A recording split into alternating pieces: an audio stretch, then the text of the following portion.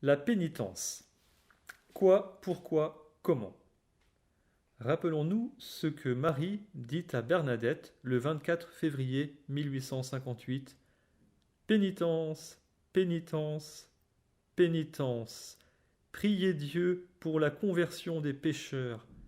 Allez baiser la terre en pénitence pour les pécheurs. L'Église demande à tous les fidèles de faire pénitence au moins le vendredi des cendres et le vendredi saint, et chaque vendredi et pendant toute la durée du carême.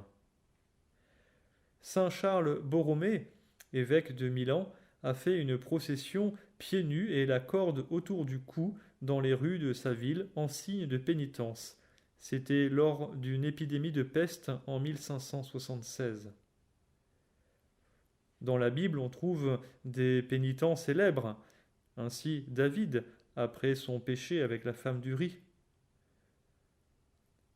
Ou aussi au livre de Jonas, les Ninivites font une pénitence radicale, hommes et bêtes, en se couvrant d'un sac, c'est-à-dire un habit de pénitence, et en invoquant Dieu avec force.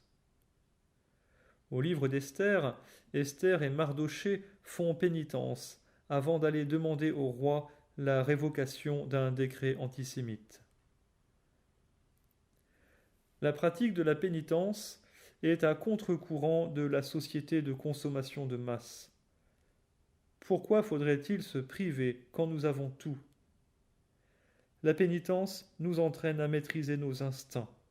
C'est un moyen de s'adonner d'une manière spéciale à la prière et à pratiquer les œuvres de piété et de charité. Nous avons 3 formes de pénitence traditionnelles, le jeûne, la prière et l'aumône. Il est utile de faire pénitence en faveur des défunts. La pénitence est une arme très efficace entre les mains du chrétien. Et je voudrais donner quelques exemples. S'abstenir volontairement de quelque chose d'agréable. Retrancher d'un repas quelque chose, ce qui n'est pas nécessaire. Éteindre la télévision, ou la radio, ou Internet.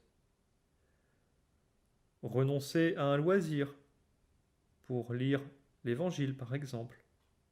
Se relever dans la nuit pour prier.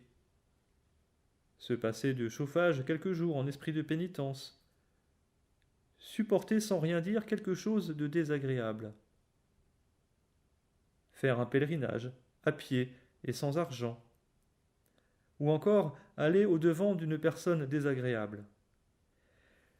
Soyons réalistes dans la pénitence et donnons-nous de petits défis afin d'obtenir des petites victoires stimulantes.